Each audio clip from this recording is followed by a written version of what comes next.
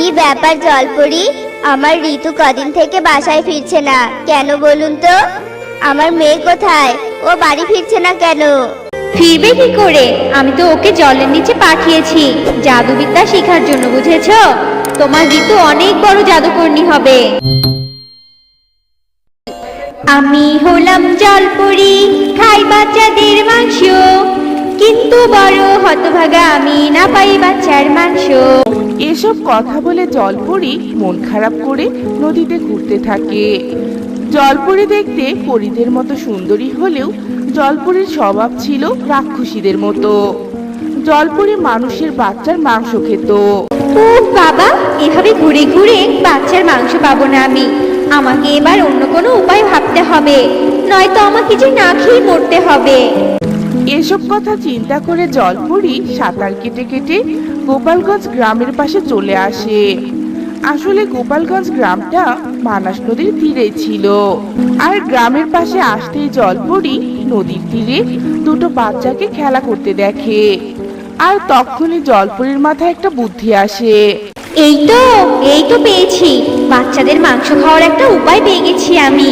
এই নদীর তীরে আমি একটা স্কুল খুলবো, আর এই গ্রামের বাচ্চাদের পড়ানোর নাম করে বাচ্চাদের ধরে ধরে খাবো।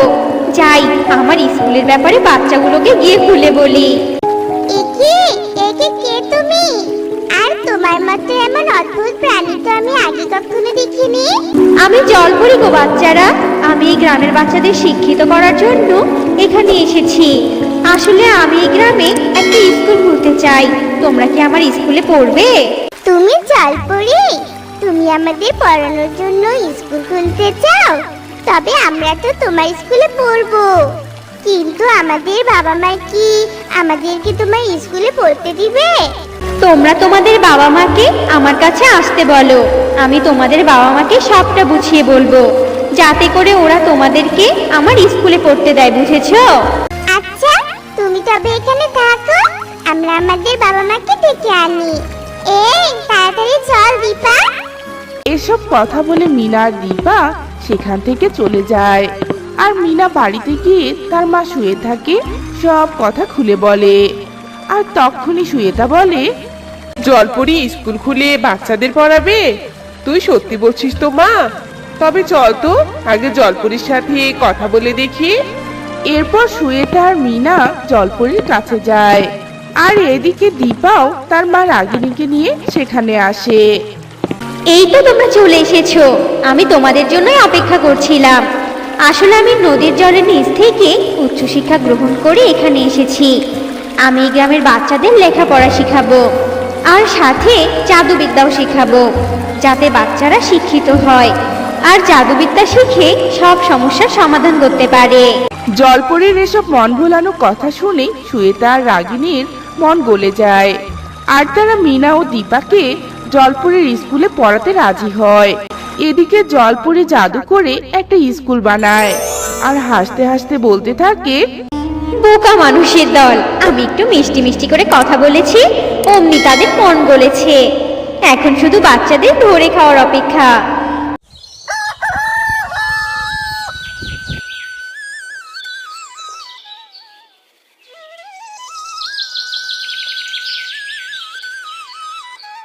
এরপর পরের দিন সকাল হতেই দীপা আর মিনা জলপরির স্কুলে পড়তে যায়। মিনা আর দীপাকে দেখে জলপরির জিভে জল চলে আসে। ও কচি কচি বাচ্চা, তবে এদের খাওয়া যাবে না।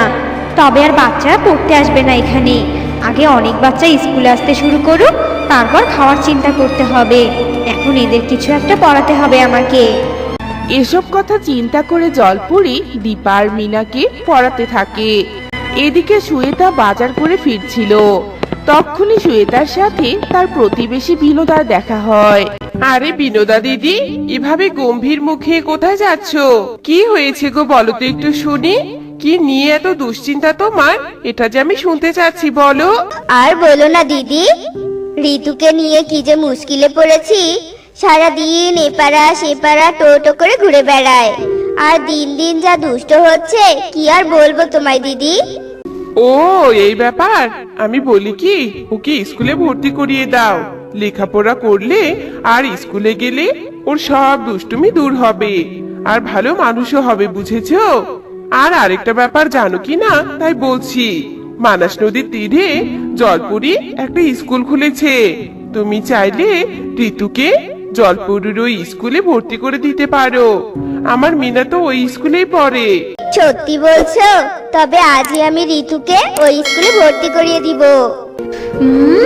আমার স্কুলে এখন কত বাচ্চা, আর আমি লোভ সামলাতে পারছি না।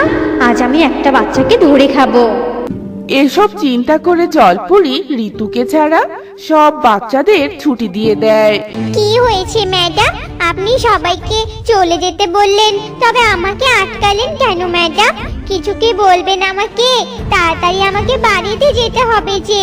মা নিশ্চয়ই আমার জন্য অপেক্ষা করছে ম্যাডাম। আহা, এত অস্থির হচ্ছিস কেন? তুই তো আর কখনো বাড়িতে যেতে পারবি না রে, কারণ তুই এখন আমার পেটে যাবি। এ কথা বলে জলপুরি ঋতুকে ধরে খেয়ে ফেলে আর তৃপ্তি সহকারে বলতে থাকে, আহ কি মজা! কতদিন পর বাচ্চাদের কচি মাংস খেলাম। এখন থেকে প্রতিদিন আমি বাচ্চাদের কচি মাংস খাবো।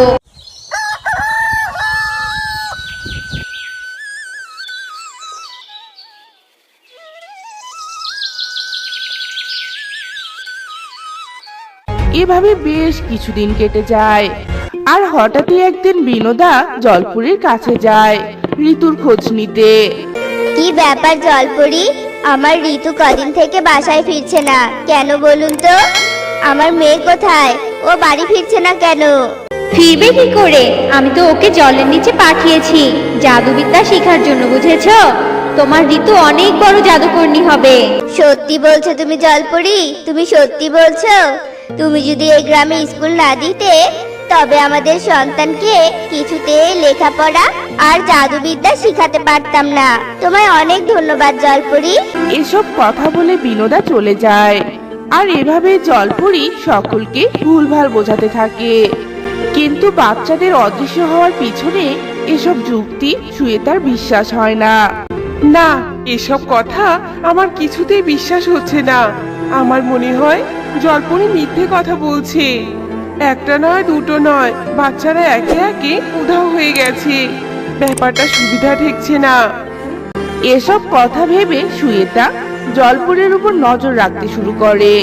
আর একদিন হঠাৎই জলপুরি তার স্কুলে বসে বসে একা বলতে থাকে, সত্যি এই গ্রামের মানুষেরা বড্ড বোকা। আমি এদের যাই বুঝেছি এরা তাই বুঝেছে। এই সুযোগে আমি গ্রামের সব বাচ্চাদের খেয়ে ফেলছি। কি বোকা এরা। জলপুরের এসব কথা আড়াল থেকে সুয়েতা সব শুনতে পায় আর মনে মনে ভাবতে থাকে, কি? তবে এই জলপরি বাচ্চাদের খেয়েছে? কিন্তু আর না দুষ্ট জলপরি, তুই আর একটা বাচ্চাকেও খেতে পারবি না। এবার তোর ধ্বংস নিশ্চিত। এসব কথা চিন্তা করে সুয়েতা ভৈরবী মায়ের কাছে যায় আর ভৈরবী মাকে সবটা খুলে বলে। আর এসব কথা শুনে ভৈরবী মা সুয়েতাকে এক ধরনের পানীয় দেয়। এই পানীয় নিয়ে যা বাছা, আর ছিটিয়ে দে ওই জলপরি শরীরে, আর ভস্ম করে দে ওই শয়তান জলপরীকে। এরপর ভৈরবী মায়ের দেয়া পানীয় নিয়ে সুয়েতা জলপরীর কাছে যায় আর জলপরীকে কিছু বুঝতে না দিয়ে সেই পানীয়টা জলপরীর শরীরে ছিটিয়ে দেয়। আর সাথে সাথে জলপরী ভস্ম হয়ে যায়। আর এইভাবে জলপরী তার পাপের শাস্তি পেয়ে যায়। হ্যালো প্রিয় বন্ধুরা, তোমরা সবাই কেমন আছো? আশা করি অনেক ভালো আছো। তো আজকের গল্পটি তোমাদের কাছে কেমন লেগেছে তা কমেন্ট করতে একদম ভুলো না। আর এরকম তুমি যদি নিত্য নতুন মজার কার্টুন গল্প দেখতে চাও, তাহলে প্লিজ আমাদের চ্যানেলটি সাবস্ক্রাইব করে দাও এক্ষুনি। আর ভিডিওটি ভালো লাগলে একটি লাইক দাও।